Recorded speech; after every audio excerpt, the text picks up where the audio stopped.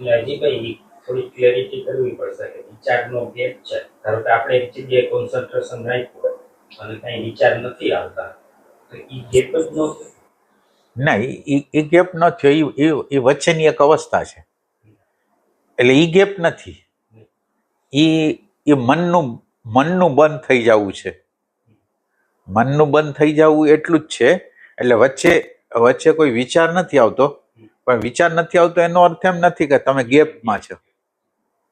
એટલે આ ધ્યાન રાખો, એક વિચાર ઉઠે છે અને બીજો વિચાર શરૂ થાય છે, એ વચ્ચે તમે ગોતી શકો ને તો.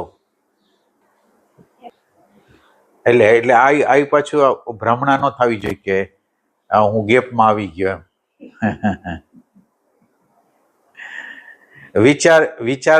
વિચારને જોતા હોય ને ત્યારે વિચારને જોતી વખતે અંદર વિચારને જોવાની પ્રોસેસ બંધ થઈ ગઈ છે.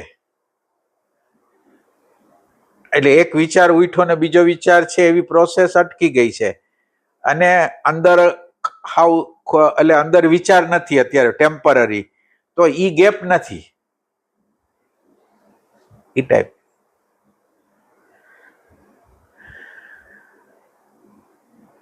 એટલે એક વિચાર પૂરો થયો, ગેપ પડ્યો, બીજો વિચાર હા, એટલું સ્પષ્ટ દર્શન થવું.